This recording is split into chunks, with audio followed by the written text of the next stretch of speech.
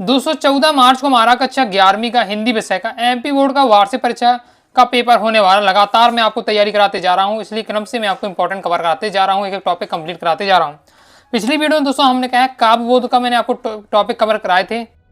काव्य बोध में हमारे ये सब टॉपिक रहते हैं, आपको बता देता हूँ। काव्य के भेद, रस, अलंकार, छंद, गजल, शब्द शक्ति, शब्द गुण, बिंब विधान, ये टॉपिक मैंने आपको कवर करा दिए। एक वीडियो में आपको अलंकार छंद बताया था और एक वीडियो आई थी काव्य बोध की, जिसमें बाकी ये टॉपिक आपको कवर करा दिए थे। तो उस वीडियो को देख लीजिएगा तो ये टॉपिक आपके तैयार हो जाएंगे और अच्छे से आपको समझ में आ जाएगा। और यही सेम टॉपिक आपके अलंकार छंद को छोड़कर बाकी सभी सेम टॉपिक क्लास 12th में भी रहेगा, इसलिए अभी आप अच्छे से तैयार कर लीजिएगा।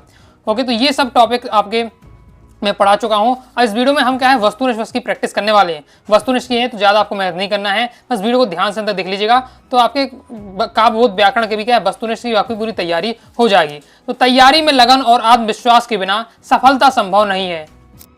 बहुविकल्पी प्रश्न आ जाते हैं। पहला है वाक्यम रसात्मक काव्यम परिभाषा है, तो आचार्य विश्वनाथ की परिभाषा है। रमणीयात प्रतिपादम शब्दम काव्यम परिभाषा है, पंडित जगन्नाथ की परिभाषा। इंपॉर्टेंट है, दोनों में से कोई ना कोई अक्सर पूछे जाता है, तो ये आपको बिल्कुल कंफ्यूज नहीं होना, इन दोनों की परिभाषा पूछी जाती है। वाक्यम रसात्मक काव्यम तो आचार्य विश्वनाथ की, और रमणीयात प्रतिपादम शब्दा काव्य ये पंडित जगन्नाथ की। ओके, नहीं तो बहुत सारे विद्यार्थी पढ़ के जाते हैं वाक्यम रसात्मक काव्यम आ जाते हैं पंडित जगन्नाथ की लगा करके इस प्रकार से, तो आपको क्या कंफ्यूज नहीं होना, क्लियर एकदम रखिएगा। फिर वक्रोत्तिक काव्यम जीवितम परिभाषा ये कुंतक की है। महाकाव्य में होता है तो महाकाव्य में क्या है, जीवन की बृहद चित्रण होता है। उत्तेजना के मूल भाव को कहते हैं विभाव। करुण रस का स्थायी भाव होता है शोक। तो यहाँ से आपको एक क्वेश्चन आना फिक्स है, तो जितने भी आपके रस हैं 10 रस हैं, सभी के आपको स्थायी भाव तैयार होना चाहिए। वीर रस का स्थायी भाव जैसे होता है उत्साह, करुण रस का स्थायी भाव शोक, भयानक का भय, ओके, श्रृंगार का रसी, हास का हास। तो इस प्रकार से आपको क्या सभी तैयार करके रखना है। 10वां रस माना गया है तो भाषा रस को 10वां का रस माना गया है। काव्य की शोभा बढ़ाने वाले शब्द को कहते हैं अलंकार। शब्द और अर्थ के आधार पर अलंकारों के प्रकार माने गए 3 प्रकार के। जहां शब्द से काव्य की शोभा बढ़ती है वहां शब्द अलंकार होता है। रोला छंद के प्रत्येक चरण में मात्राएं होती है, 24 मात्राएं होती है। बाकी आपने परिभाषा उदाहरण अच्छे से तैयार की है, डायरेक्ट आपसे ऑब्जेक्टिव बनने वाला है। ओके, इसलिए फास्ट बता रहा हूँ, मैं प्रैक्टिस करके रखे होंगे, तुरंत ही आपको चीजें समझ में आ रही होंगी और तैयार होते जा रहा होगा। गजल में मुक्ता कहते हैं, तो जो गजल में अंतिम शेर होता है, अंतिम लाइन होती है, उसे क्या मुक्ता कहते हैं। शब्द शक्ति के भेद माने गए हैं, शब्द शक्ति हो चाहे शब्द गुण हो, 3 भेद माने गए हैं। सूर्योदय हो गया है शब्द शक्ति, तो उसमें व्यंजना शब्द शक्ति है। व्यंजना क्यों है, जैसे आप क्या सुबह मान लीजिए 11 बजे उठ रहे हैं तो आपकी मम्मी जी क्या कहेंगी कि सूर्योदय हो गया है, इस प्रकार से, तो यहाँ क्या व्यंजना की जा रही है। जैसे श्रृंगार शांत एवं करुण रस में विशेष रूप से पाया जाता है, तो माधुर गुण में क्या है, ये सब श्रृंगार शांत करुण रस पाया जाता है। वीर भयानक रौद्र रसों में प्रधानता होती है, तो ओज गुण की क्या प्रधानता होती है। जिस काव्य को सुनने से या पढ़ने से समय हृदय में छा जाए मौजूद होता है, वहां प्रसाद गुण होता है। अगर हृदय में छा रहा है तो प्रसाद गुण होगा। चित्त की उद्देशना वृत्ति से संबंधित है तो वहां आपका ओज गुण होगा। निम्नलिखित में से कौन सा बिंब मूलभूत तत्व नहीं है, तो हो जाएगा आपका गंध। करत करत अभ्यास जड़मती हो तो सुजान, रसियावत जात शिल्प निशान बढ़त निशान। ये पंक्ति है तो दृष्टांत। दृष्टांत यानी दृष्टांत अलंकार क्या होता है, समझाया था, जिसमें उदाहरण देकर हमें एग्जाम्पल देकर बात को अगर समझाया जा रहा तो आपको होता है दृष्टांत अलंकार।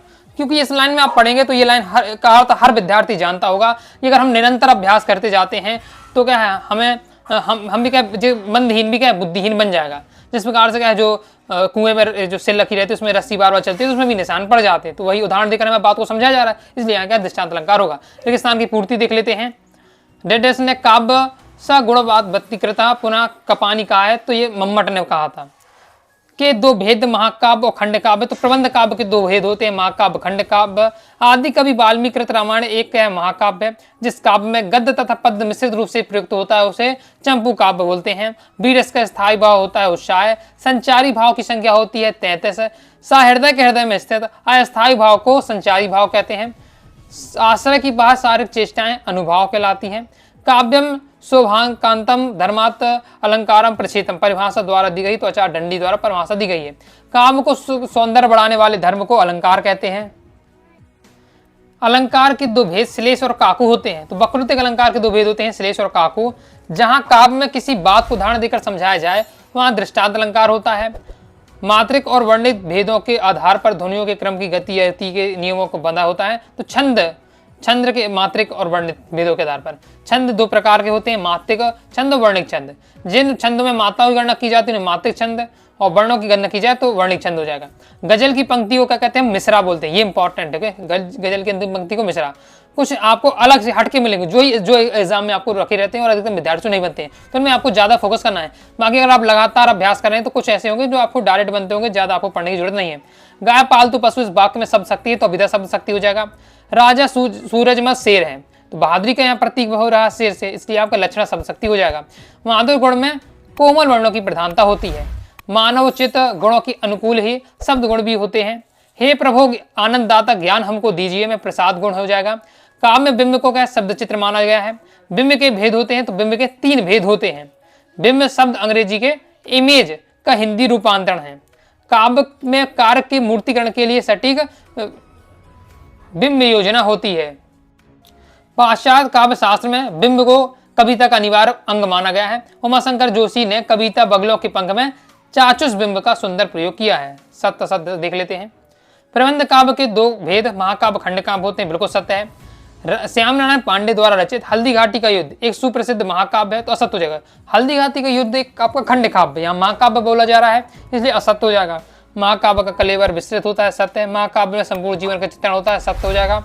स्थायी भाव, संचारी भाव, विभाव, अनुभाव, रस के 4 अंग है तो ये सत्य है। रस को काव्य की आत्मा कहा जाता है तो सत्य है। व्यस रस 10वां रस माना गया तो ये आपका असत्य हो जाएगा, क्योंकि 62 रस को 10वां रस माना गया। शांत रस का स्थायी भाव निर्वेद होता है, सत्य। श्रृंगार रस का स्थायी भाव हास्य होता है तो ये भी आपका असत्य हो जाएगा, रति होता है। करुण रस का स्थायी भाव रति होता है, ये भी असत्य है। कविता का आभूषण अलंकार तो सत्य हो जाएगा। एक शब्द के कई अर्थ होने के कारण काको वक्रोक्तिक अलंकार होता है तो ये आपका असत्य हो जाएगा। तो एक शब्द के कई अर्थ होने के वहाँ श्लेष वक्रोक्तिक अलंकार होते हैं, काकू बोला इसलिए असत्य हो जाएगा। ओके, कम समय हमारे पास तो मैं चाहता हूँ फास्ट ही आपको ज़्यादा रिवीजन आपकी करा दूँ, प्रैक्टिस आप ही करा दूँ, इसलिए मैं क्या फास्ट ही आपको बताते जा रहा हूँ। ओके, और जिन विद्यार्थियों लगता है मैं बहुत स्पीड से बता रहा हूँ, वो यूट्यूब पर सिस्टम होता है स्पीड को थोड़ा कम कर लीजिएगा। जिनको लग रहा है कि मैं धीमे बता रहा हूँ और स्पीड से भाई जल्दी तैयार कराएं और थोड़ा स्पीड बढ़ा लीजिए अपने हिसाब से, आपके स्पीड को मैनेज करके तुरंत ही। लेकिन आपको वीडियो को देखते जाइए, सुनते हुए जाइएगा तो आपकी यहाँ प्रैक्टिस हो जाएगी। एक ही 2 क्वेश्चन होंगे, मतलब आपने पूरी तैयार की तो 4-5 क्वेश्चन भी ऐसे होंगे आपसे नहीं बन रहा है। ओके, तो उनको आपको थोड़ा फोकस से देख लीजिएगा, बाकी प्रैक्टिस तो आपकी हो ही रही है। जहां पर किसी बात को उदाहरण देकर समझाया जाता है दृष्टांत अलंकार होता है, बिल्कुल सत्य। दृष्टांत अलंकार मैंने उदाहरण देकर बात को समझाया जाता है। नीर भरे नित प्रति रहे तऊ न प्यास बुझी विशेषोक्ति अलंकार है, बिल्कुल सत्य है कि कारण होते हुए भी कारण ना हो, वहां आपका विशेषोक्ति अलंकार होता है। वर्ण मात्र अति चरणत्व का गण के छंद वर्ण के छंद के अंग होते हैं, सत्य हो जाएगा। छंद में गणों की संख्या 9 मानी गई है, सत्य है। दोहा को उल्टे को रोला छंद बनता है तो ये आपका असत्य हो जाएगा। मुक्त छंद में वर्णों और मात्राओं का बंधन नहीं होता तो सत्य है। गजल की पहली पंक्ति मिश्रा सानी कहा जाता तो ये आपका सत्य हो जाएगा। गजल का अंतिम शेर मक्ता कहलाता तो सत्य है। व्यंजना शब्द शक्ति के 2 प्रकार, शाब्दिक व्यंजना और आर्थिक व्यंजना बताया गया तो सत्य हो जाएगा। शब्द शक्ति के 5 प्रकार होते हैं, असत्य हो जाएगा, क्योंकि हम जानते हैं चाहे शब्द शक्ति हो शब्द गुण हो 3 प्रकार होते हैं। ओज गुण शांत रस की कविता में पाया जाता है तो असत्य हो जाएगा, क्योंकि ओज गुण क्या है, वीर रस की कविता में पाया जाता है। माधुर गुण का संबंध चित्त की उत्तेजना व्यक्ति से है तो ये आपका असत्य हो जाएगा। फिर बिंब किसी पदार्थ का मानचित्र या मानसिक चित्र होता है तो सत्य है। स्मृति बिंब और कल्पित बिंब काल्पनिक बिंब के प्रकार है तो ये आपका सत्य है। फिर नेक्स्ट है हमारा, बिंब से मस्तिष्क में किसी सादृश्य का चित्र नहीं उभरता है तो ये आपका असत्य हो जाएगा, क्योंकि हमारा जब हम क्या बिंब का मतलब हम सोच रहे हैं, हम जो सोच रहे हैं कल्पना कर रहे हैं तो उसमें हमारे मन में चित्र बन जाता है और तो चित्र बनता है, यहाँ लिखा नहीं बनता इसलिए आपका असत्य होगा। ओके, ये असत्य होने वाला आपका। जैसे बिंब के विधान में भावनाओं को उत्तेजित करने की शक्ति होती है, सत्य है। बिंब सार्वभौमिक होता है, ये भी सत्य है। बिंब में नवीनता और ताजगी होती है, सत्य है। फिर आप गोरखपुरी की शायरी आवश्यकता अनुसार बिंब का प्रभावी प्रयोग किया गया है, ये भी सत्य है। बिंब कल्पना द्वारा एंदियन वर्णों के आधार पर निर्मित नहीं होता है, असत्य हो जाएगा, क्योंकि एंदियन वर्णों के आधार पर निर्मित होता है। सही जोड़ी की प्रैक्टिस कर लेते हैं। महाकाव्य आपकी कमायनी, खंड काव्य पंचवटी, आख्यान गीतियां हो जाएगा रानी लक्ष्मीबाई। मुक्तब काव्य में आपका आता है बिहारी सत्सई और रश्मि रथी लिखी है रामधारी सिंह दिनकर ने।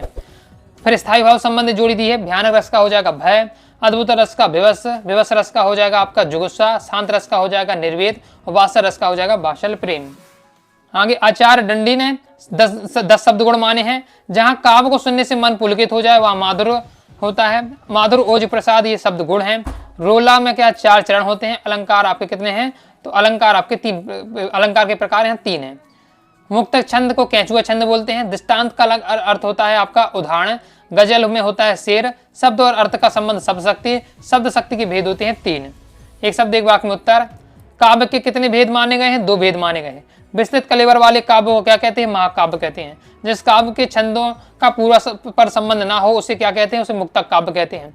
आधुनिक काल के 2 महाकाव्य के नाम लिखना है तो साकेत और कमायनी। 10वां रस किसे माना गया है? वात्स्य रस को। वात्स्य रस को 10वें रस के रूप में स्थापित करने वाले कवि का नाम क्या है? तो सूरदास। शांत रस का स्थायी भाव क्या है? तो निर्वेद। काव्य की शोभा बढ़ाने वाले तत्व को अलंकार कहते हैं। जहां शब्द से काव्य की शोभा बढ़ती है वहां अलंकार कौन सा होता है? वहां शब्द अलंकार होता है। जहां कारण के होने पर भी कार्य ना हो वहां कौन सा अलंकार? विशुद्ध अलंकार है। छंद के अंग कौन कौन से हैं? तो वर्ण, मात्रा, यति, चरण तो हो जाएगा। छंद कितने प्रकार के होते हैं? नाम बताइए। तो 2 प्रकार के, मात्रक वर्णित छंद। रोला छंद में यति कहाँ होती है? तो 11 और 13 पर यति होती है। व्यंग्यार्थ को व्यक्त करने वाली शब्द शक्ति को संजना कहते हैं। शब्द शक्ति के कितने प्रकार के होते हैं? 3 प्रकार की होती है। सरल शब्दार्थ का प्रयोग किस गुण में किया जाता है? प्रसाद गुण में। शब्द शक्ति के शब्द गुण के प्रकार लिखना है तो 3 प्रकार के होते हैं, माधुर, ओज, प्रसाद। भोज ने कितने गुण शब्द गुण बताए? तो 24 शब्द गुण बताए हैं। ओज गुण में कौन कौन से रस आते हैं? तो वीर रस और रौद्र रस आते हैं।